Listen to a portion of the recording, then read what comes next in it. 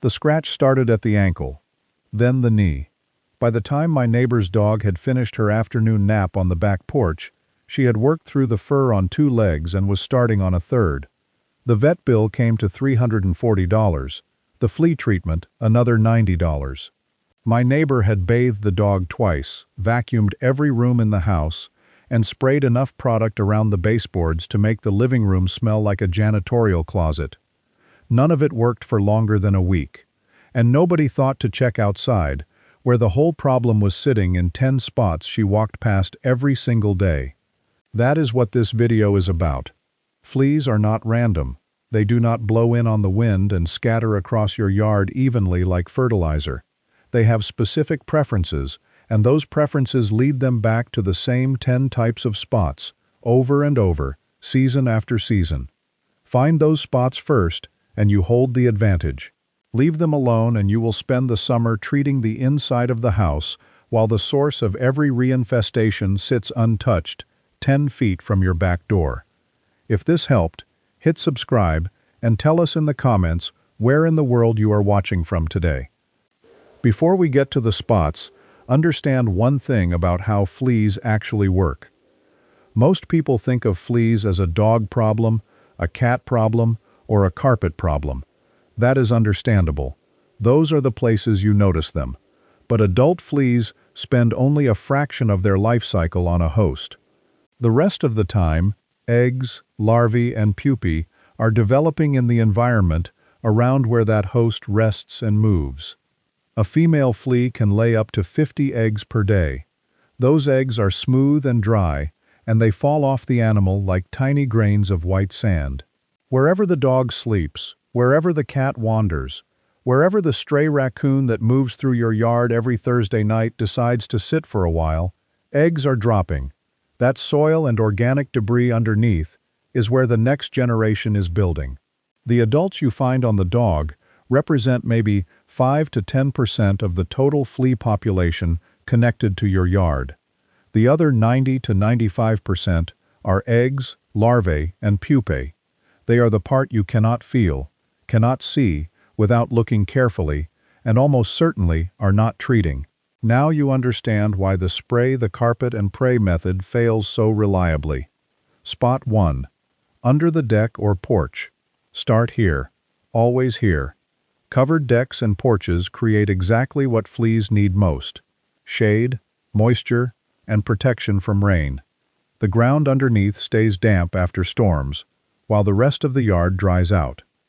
Light barely reaches it, and wildlife, stray cats, opossums, raccoons, and the occasional neighbor's dog that has discovered a loose board treat the space under your deck like a studio apartment with excellent climate control. Pull out a flashlight and check. If you see flattened patches where animals have been resting, wildlife droppings, or organic material built up against the foundation, take it seriously. That area may be producing more fleas than everything else in your yard combined, because it has shade, moisture, and a steady parade of unvaccinated, untreated hosts moving through it. Block off wildlife access with hardware cloth. Rake out the debris. A thin layer of food-grade diatomaceous earth worked into the soil underneath will damage the outer coating of flea larvae without soaking your foundation in chemicals. It needs to be reapplied after rain, but it is far cheaper than what pest control companies charge for something that often contains the same active ingredient anyway. Spot 2. Along the fence line. Fences are wildlife highways. Neighborhood cats patrol them every morning. Squirrels run them like a track. Stray animals hug them because it feels safer than cutting across open ground. Every animal using that fence line as a corridor is dropping flea eggs as it goes. The grass and debris at the base of a fence almost never gets cleaned out. It stays shaded, collects dead leaves, holds moisture, and sits undisturbed for weeks at a time. That is exactly what flea larvae need. They are not like adult fleas.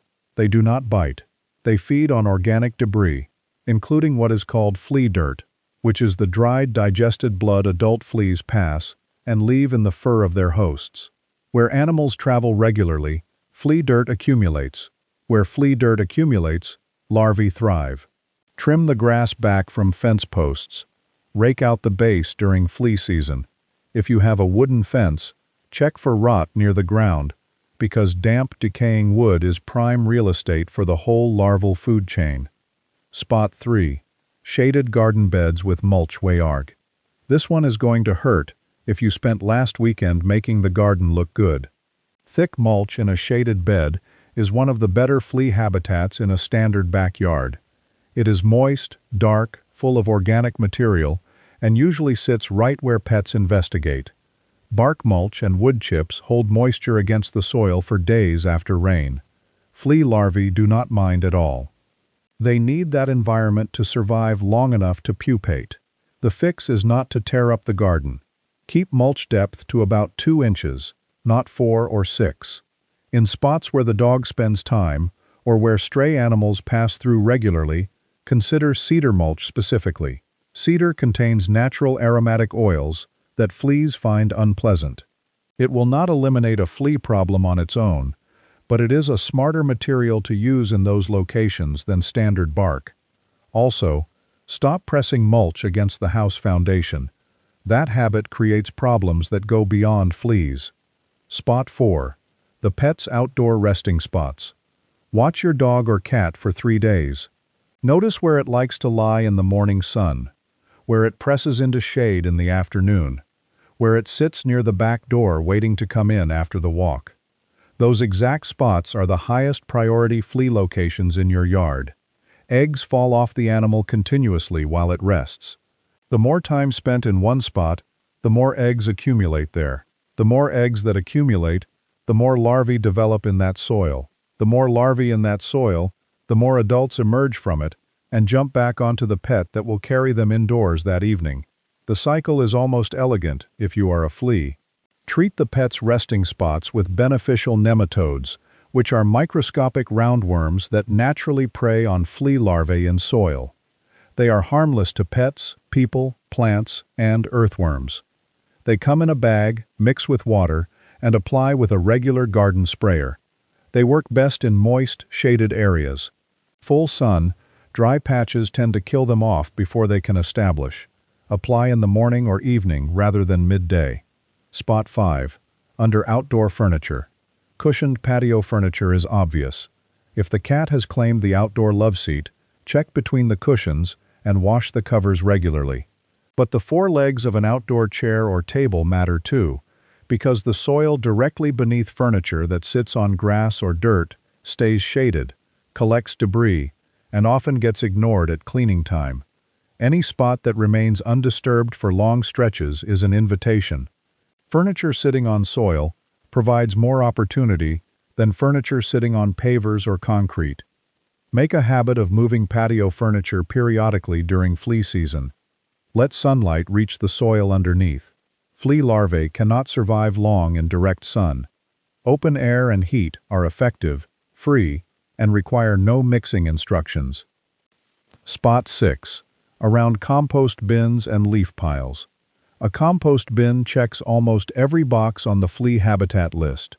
It is warm from microbial activity. It stays moist. It is full of organic material, and it attracts a rotating cast of raccoons, opossums, and squirrels, who treat it like a dinner reservation they made months in advance. Every one of those animals carries fleas. Every visit deposits eggs in and around the compost area, and because nobody thinks to treat the compost pile for fleas, the population builds there through the entire season without interference. Leaf piles work the same way, particularly ones that have been sitting for more than a few weeks. Wet leaves against soil create a dark, insulated environment where small rodents love to nest and flea larvae love to develop. Keep compost bins covered. Position them as far from the house and the dog run as the yard allows. Bag or haul away leaf piles during peak flea season rather than letting them age in place against the fence or foundation. Subscribe and turn on notifications so you never miss a practical tip like this. Spot 7. Wood piles. A wood pile left on the ground for any length of time is a wildlife hotel. Mice move into them first, then chipmunks, then shrews, Then whatever the neighbor's cats are hunting when they pass through. Every one of those animals carries fleas, and none of them receive monthly flea prevention treatments. The woodpile problem is slow and invisible. Nothing dramatic happens. Animals move through. Eggs drop. Larvae develop. Pupae form. Then one afternoon the dog decides to sniff around the woodpile for 10 minutes. And that evening, you find a flea on the kitchen floor, and spend the next 6 weeks wondering where they keep coming from. Stack firewood on a rack that holds it off the ground. Keep it away from the fence line and the back of the house if space allows. Cover the top during rain to reduce moisture accumulation in the stack. And if you notice increased chipmunk or mouse activity near a woodpile, treat that as the flea warning it is. Spot 8. Sandy or bare soil patches. The association between fleas and damp, dark environments leads a lot of people to ignore dry, sandy patches. That is understandable, but partially wrong. Flea larvae do need moisture to survive. But flea pupae, the casing stage just before adulthood, can persist in dry, sandy soil longer than most people expect.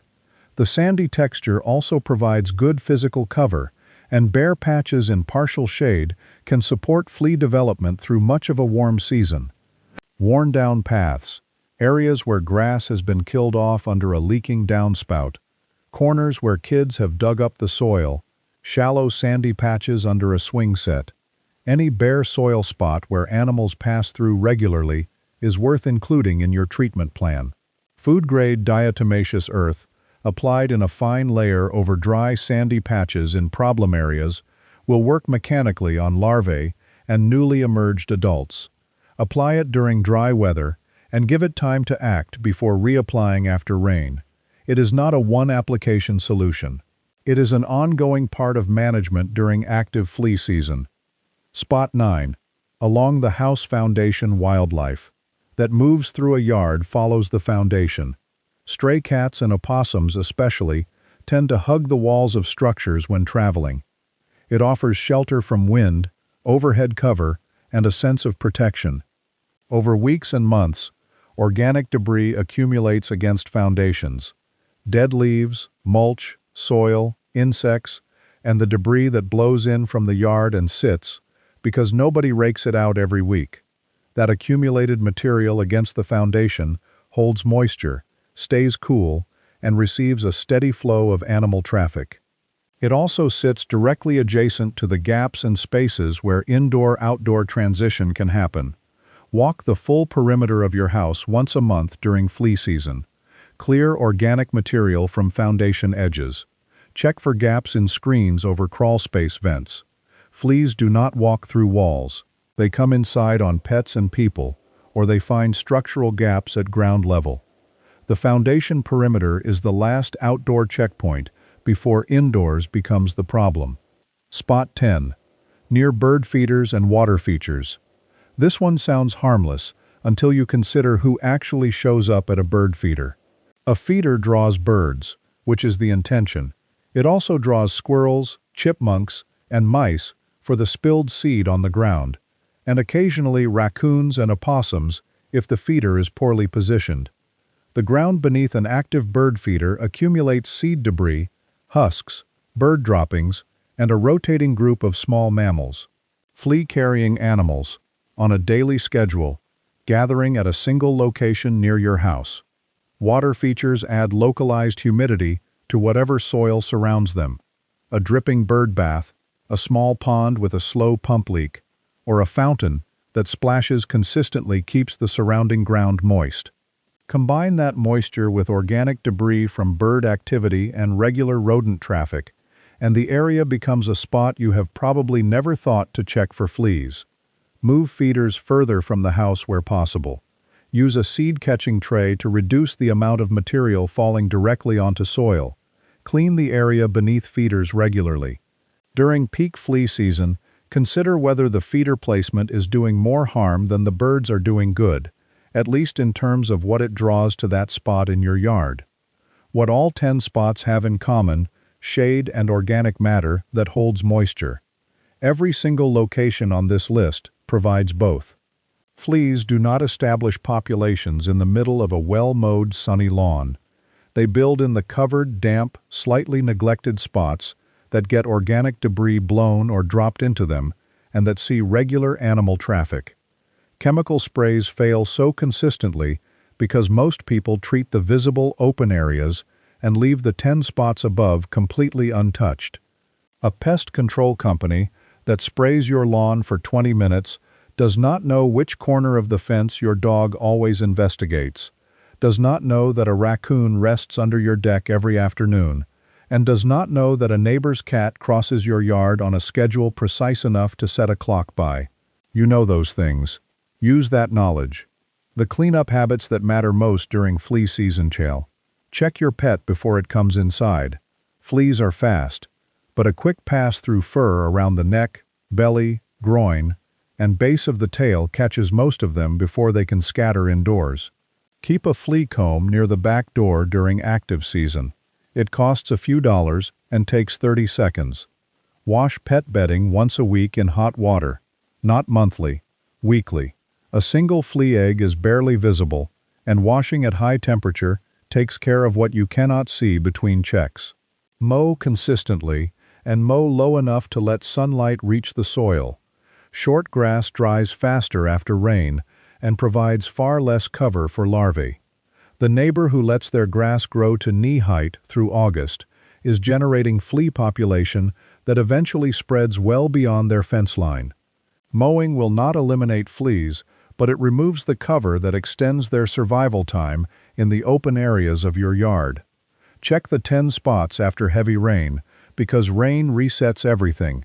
It rehydrates soil, drives organic matter deeper, and creates the moist conditions that flea larvae need to survive longer. The day after a serious storm, flea activity often increases. Walk the yard. Check the spots. Reapply diatomaceous earth where it has washed away. If wildlife is actually living under your deck, in your woodpile, or along your fence regularly, address the wildlife first. Block the entry, wait for the animal to leave, then treat the area. Applying nematodes or diatomaceous earth while a raccoon is still setting up residency underneath the porch means you are running a constant flea production operation and paying to treat its output every week. One thing most people get the timing wrong on flea season does not begin in June or July, when you first notice a problem. In most of the United States, flea populations begin building outdoors as soon as temperatures hold consistently above 50 degrees Fahrenheit, which in many regions means late March or early April. By the time you see a flea on the dog in July, the outdoor population has been developing for 3 months. You are reacting to a problem that has already matured. The window to get ahead of it is earlier than almost anyone acts. Check the 10 spots in early spring. Clear the organic debris from foundation edges before tick and flea season overlap. Apply nematodes in moist, shaded problem zones before the population peaks. That timing advantage is worth more than anything you can spray in August. Walk the yard now. Check the deck, the fence line, the mulch beds, the pet's resting spots, the outdoor furniture, the compost pile, the wood pile, the sandy patches, the foundation perimeter, and the bird feeder area. Find the spots that match your yard. Deal with them before fleas make that decision for you. One female flea can produce 50 eggs per day. In a month, under good conditions, a single flea can contribute to a population of several hundred. That number is not meant to alarm you. It is meant to explain why a problem that felt manageable last week feels uncontrollable this week. The tipping point arrives fast when the habitat is right. Find the habitat. Disrupt it. You will have a very different kind of summer than the one that ends with a vet bill, 3 rounds of house treatment, and a dog that is still scratching in September. If you want more of this kind of practical yard work, subscribe to the channel and leave a comment telling me which of these 10 spots gave you the worst problem. Whether it was the deck, the wood pile, the bird feeder, or something I did not think to mention. I read those comments, and sometimes your problem becomes the next video. Thank you for watching. More videos are on your screen now. Subscribe so you do not miss the next one.